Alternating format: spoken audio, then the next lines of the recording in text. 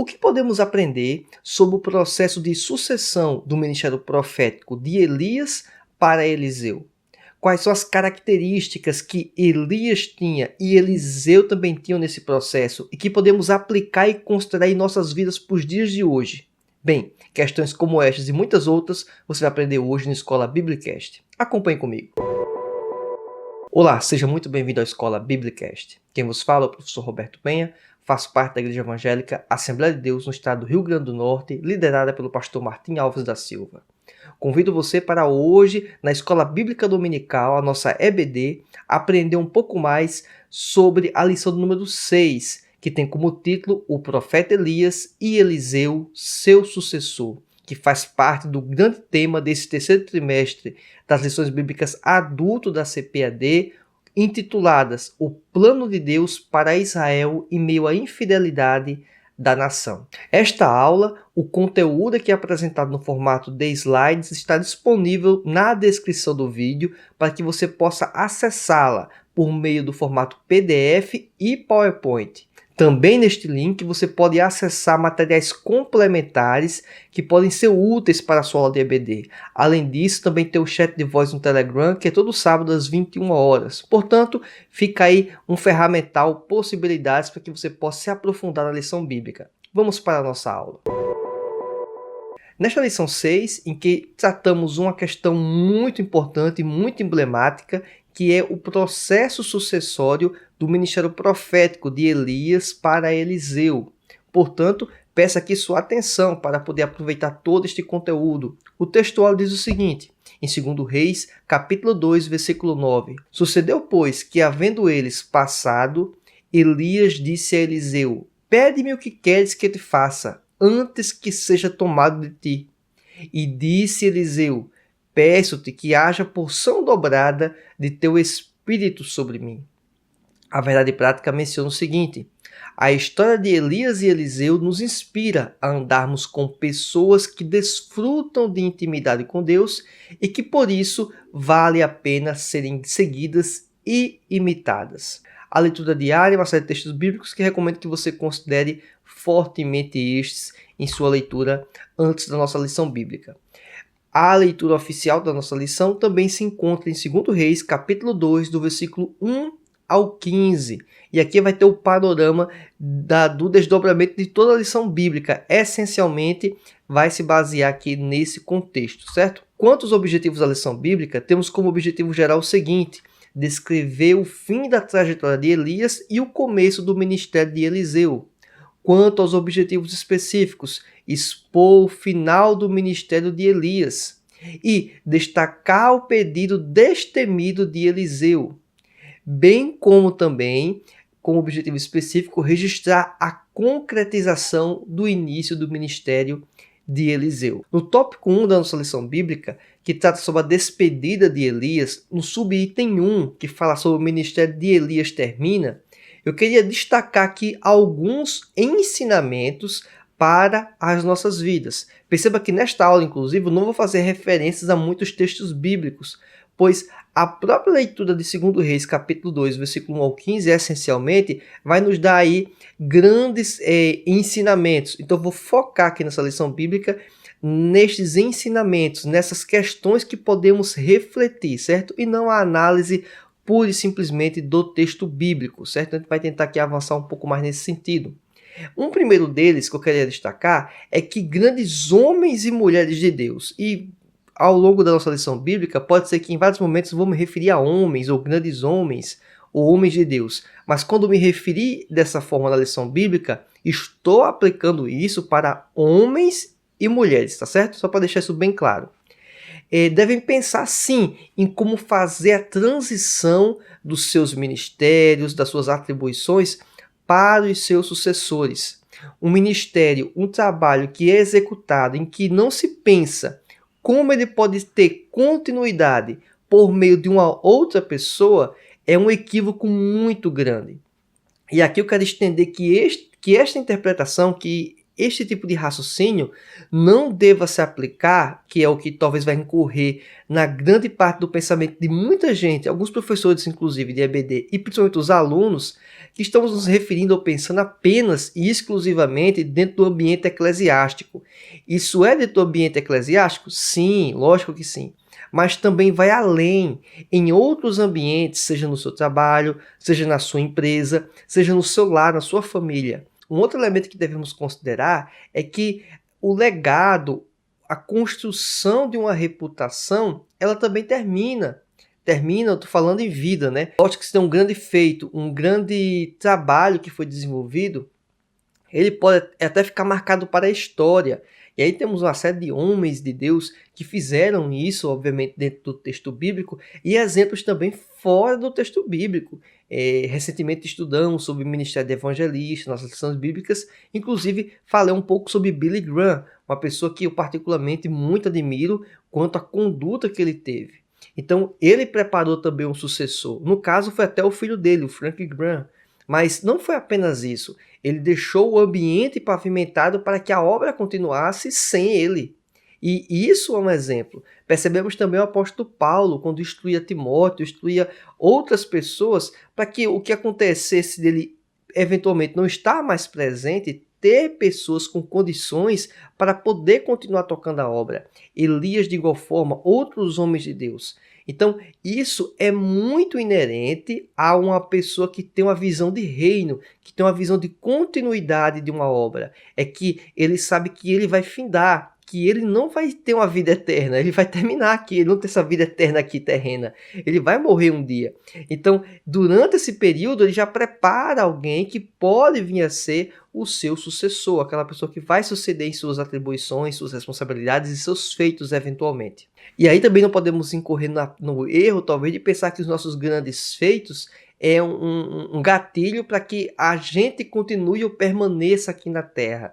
A gente não pode ter esse tipo de reflexão, certo? A gente trabalha para Deus, trabalha dentro do que está ao nosso alcance, dentro do ambiente, digamos, eclesiástico e não eclesiástico, mas sabendo que outra pessoa pode conduzir a obra, pode continuar este trabalho, inclusive até melhor do que o que a pessoa estava fazendo anteriormente, certo? O subitem 2, o tópico 1, trata sobre um profeta com grandeza de alma. E aí eu queria destacar alguns pontos que já foram até inclusive mencionados em inícios anteriores e também inclusive no último chat de voz que tivemos com o pastor Gideon Santos, tá inclusive esse áudio lá disponível no chat de voz do Telegram, ele falando a respeito da integridade de Elias, algumas características que Elias tem que eram particularmente muito importantes. E aqui eu destaco elas e aparecem inclusive na lição bíblica. Uma delas é a integridade. O ministério de Elias, ele não tinha um comportamento que alguns poderiam considerar de ser politicamente correto, dele ter comportamentos distintos a depender do ambiente. E no Nordeste é muito comum alguém falar assim que a pessoa não tem duas conversas. Ele tem uma conversa, um comportamento perante uma pessoa e por trás dessa pessoa vai ter o mesmo comportamento. Ele não vai estar aí com reflexões ou exposições distintas. E percebemos isso no ministério de Elias. Ele teve uma convicção do que deveria proceder e fazer pelo reino e ele seguiu essa convicção. Portanto, Elias ele tinha uma grande integridade, ele tinha uma conduta ética e moral elevada. Lógico, Elias não era perfeito, mas dentro do que estava ao alcance, dentro das dificuldades que ele estava, ele certamente foi uma pessoa que se destacou naquele momento e até hoje, né, serve como referência para muitos de nós. Elias também procedeu aí com uma transição, sem apresentar nenhum tipo de superioridade ou estrelismo para tal. E é interessante falar isso porque algumas pessoas, quando até pensam e tentam fazer essa espécie de transição para alguém que vai tocar o ambiente, tocar a condução daquela obra, ele passa aquela ideia que a obra quase que não vai continuar por conta dele. Alguns líderes têm um comportamento, às vezes, nessa linha. É visível, às vezes, percebermos isso. Então, devemos ter muito cuidado para que não venhamos incorrer no fato de pensar a obra ou aquele trabalho só está sendo feito porque é eu que estou executando, porque eu sou bom, porque eu sou desenrolado. Não é essa a questão.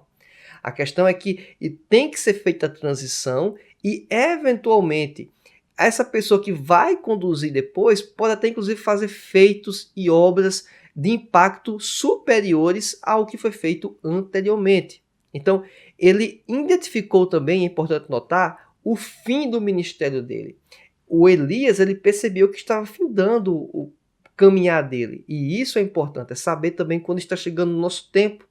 E não necessariamente o final do nosso tempo, do nosso legado, ou da nossa execução de uma obra, deva estar atrelado, por exemplo, à morte da pessoa. Mas sim a perceber que aquele caminhar, aquela obra, chegou o momento de finalizar. Eu poderia aqui contextualizar com algumas coisas mais, talvez, corriqueiras. No caso aqui, eu vou colocar um ambiente eclesiástico. Uma pessoa, um jovem, um líder que trabalha na liderança da igreja e que ele é líder de jovens. Ou seja, é uma pessoa até relativamente jovem, um jovem casado, e ele está lá trabalhando na igreja. Nesta função, nesta atribuição, trabalhou 1, 2, 3, 5 anos. Chega o momento em que o pastor percebe que ele não está, talvez, correspondendo ou não é o momento mais dele continuar. O pastor vai conduzir esse processo dele sair e outra pessoa vai suceder. Será que essa pessoa que está lá 1, 2, 3, 5 anos, não pensa ou não trabalha em eventuais sucessores, pessoas que poderiam tocar a obra, caso inclusive o pastor consultasse ele para saber a opinião dele? Perceba que isso é importante. Ou também, até mesmo, a pessoa perceber que a condução daquele trabalho, o seu ciclo está encerrando. O que você poderia fazer, a sua contribuição já foi dada. Então, será que não seria interessante você passar o cajado para outra pessoa? Perceba que eu estou falando aqui e não de nível pastoral, que alguns vão pensar logicamente nessa lição bíblica, logo na perspectiva de pastores, de líderes. Não, isso aqui a gente pode aplicar em várias camadas dentro da igreja, em várias escalas. Por isso é que, inclusive, se aplica também às mulheres, por mais que não tenham mulheres pastoras, mas vão ter mulheres que são dirigentes de ciclo de oração, mulheres que são líderes de alguns departamentos, líderes que são líderes de grupos dentro da igreja. Então, estas mulheres também vão ter que fazer um processo de transição. E isso é importante considerarmos. Talvez o principal ensinamento que devemos ter aqui nessa lição bíblica é entender qual é o momento correto de fazer a transição e fazê-la da melhor forma possível. Então, esse é um elemento que devemos considerar fortemente. No tópico 2 da nossa lição bíblica, temos o pedido. No tópico 2 da nossa lição bíblica, temos o pedido ousado de Eliseu. No subtópico 1, apresenta-se aqui a fidelidade de Eliseu. Não se percebe aqui em Eliseu nenhum comportamento de querer antecipar o processo natural de sucessão da posição que Elias tinha para que Eliseu viesse a ocupar. E isso é interessante. Quando Elias está, inclusive, conversando com Eliseu e fala para que Eliseu permaneça, para que Eliseu não acompanhe ele, Eliseu retruca e menciona que vai seguir ele. Quando outros profetas questionam também a Eliseu para que ele fique, Eliseu também permanece na posição de querer acompanhar Elias. Ele estava querendo aprender, estava querendo caminhar, a desfrutar os momentos finais com Elias. Alguém talvez pode até questionar, será que Eliseu não estaria talvez com alguma insegurança? Até pode ser que ocorresse isso. Não dá para talvez no texto bíblico cravar o porquê da insistência de Eliseu em querer permanecer acompanhando Elias. Será que ele não queria talvez desfrutar dos últimos momentos de aprendizado com Elias? Será que não seria um ambiente adequado para ver, inclusive, as manifestações de Deus na vida de Elias e que ele desejasse algo semelhante, não para a glória dele, mas para a glória do reino de Deus? Contudo, mesmo o interesse de Eliseu de querer acompanhar Elias, em nenhum momento a gente percebe que Eliseu quer antecipar o processo e ocupar o lugar de Elias.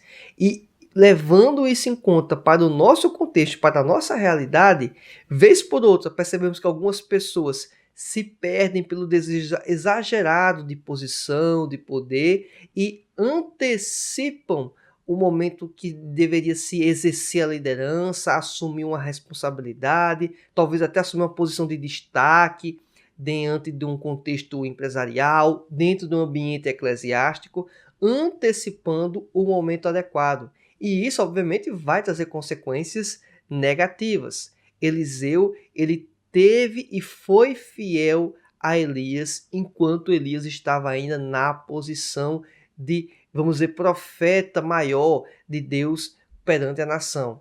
É interessante notar também que algo relativamente semelhante aconteceu quando Davi foi instigado a fazer um atentado contra a vida de Saul. E alguém poderia pensar, poxa, mas Davi não vai ser a pessoa que vai assumir já o reinado? Então ele não está dando uma forcinha a Deus para que isso antecipasse logo? Aí Davi fala aquela frase muito interessante que muitos aplicam ela, inclusive, de forma equivocada, né? Que não poderia se tocar no ungido do Senhor.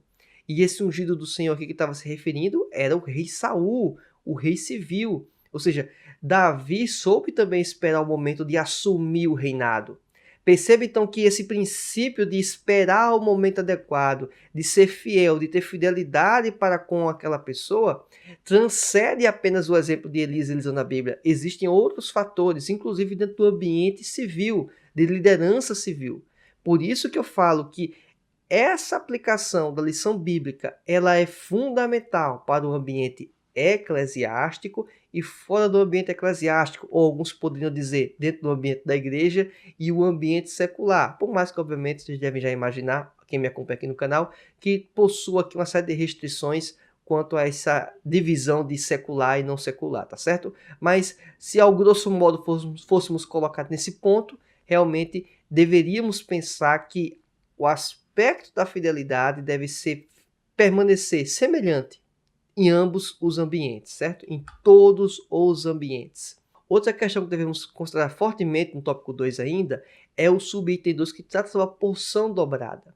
E aqui o comentário da lição bíblica, ele menciona, obviamente com uma série de comentários que embasam isso, que a questão de Eliseu pedir a porção dobrada do que estava sobre Elias era porque aquilo era uma manifestação do ambiente lá cultural naquele contexto de ele ser o sucessor natural, ele ser o primeiro sucessor, ele ser o representante, vamos dizer assim. Então, não é que Eliseu fosse fazer feitos puramente maiores do que Elias. Eventualmente, e vocês vão perceber isso, que Eliseu fez uma quantidade de milagres, né? Ou Deus operou na vida de Eliseu de forma impressionante.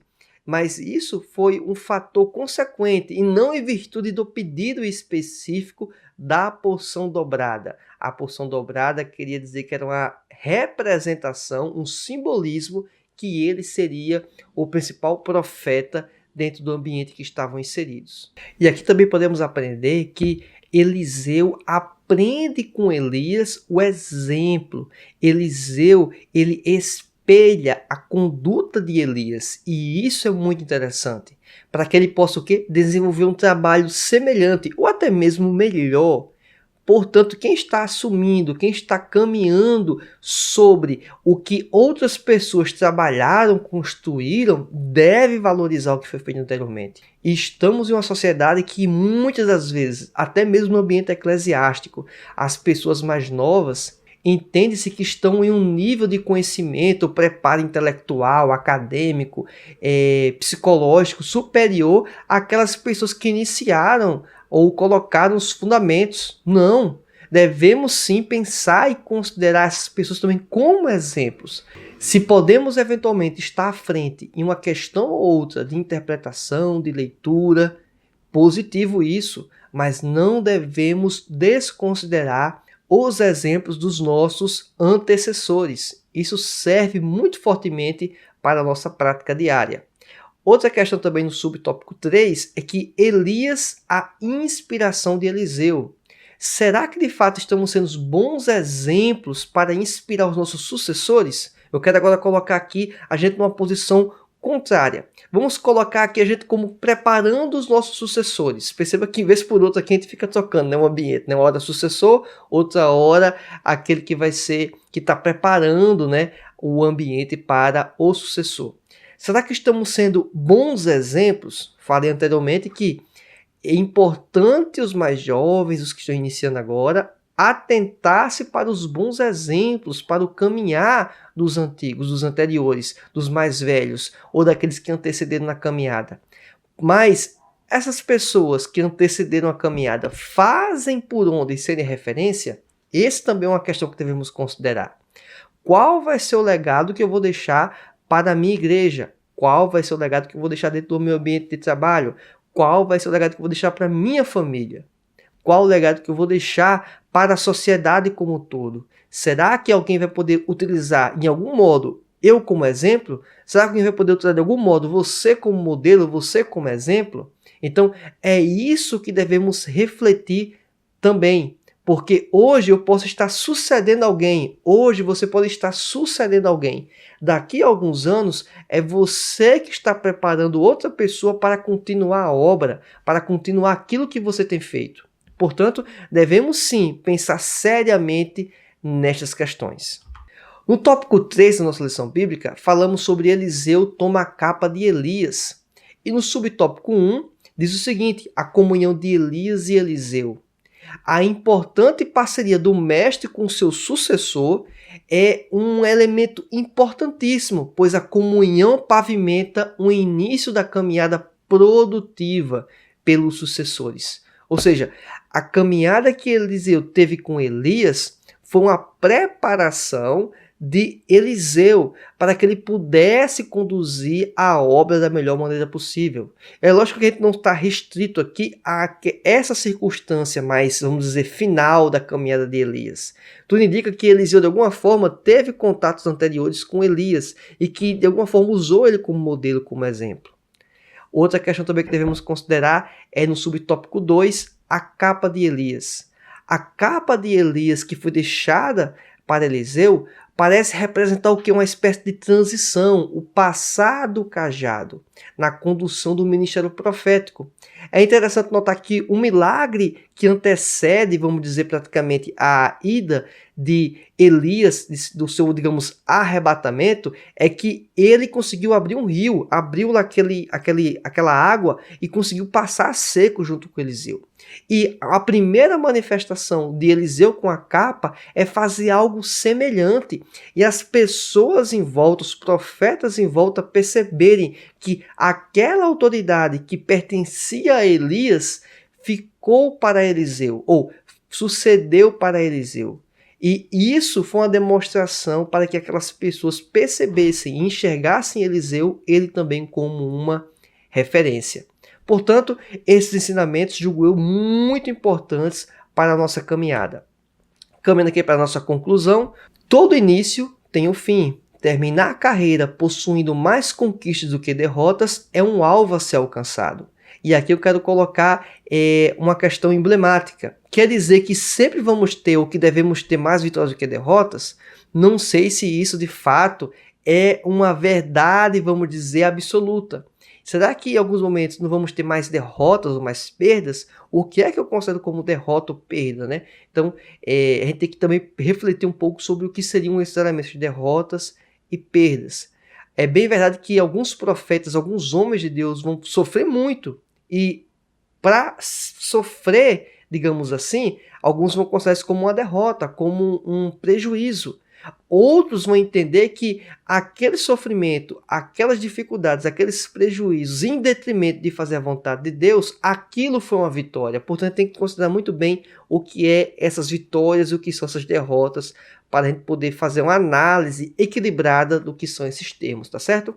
Outra questão também que devemos considerar é: Deus está pronto para conceder os pedidos que fazemos a Ele. Basta que tenhamos intimidade e fidelidade para com o Senhor. E isso é imprescindível. Perceba o que aconteceu com Eliseu, se referindo a Elias. Ele tinha intimidade com Deus. Ele fez um pedido honesto, sincero e, obviamente, com um bom propósito. E Deus tinha interesse de usar outras pessoas, de usar outra pessoa de forma semelhante ao que ocorreu com o próprio Elias. E aí Deus concedeu essa iniciativa, essa, digamos, bênção e essa responsabilidade para Eliseu. Quando somos escolhidos por Deus para realizar uma grande obra, Ele nos legitima diante de todos. E isso ocorreu. Uma das primeiras manifestações foi exatamente Eliseu fazer um milagre, ou proceder com um milagre semelhante ao que Elias tinha feito, momentos antes de ser levado. Bem, imagina que esse conteúdo que você teve acesso hoje tenha sido relevante e útil para você. Portanto, convido você para se inscrever no canal do Escola Biblicast e ativar o sininho, a opção todas as notificações. Não esqueça também de deixar o seu like no vídeo, a sua curtida e compartilhar este vídeo com outras pessoas que você acha que possa fazer algum sentido esse material. Aguardo você em nossa próxima aula. Que Deus te abençoe. Fique na paz do Senhor. Tchau.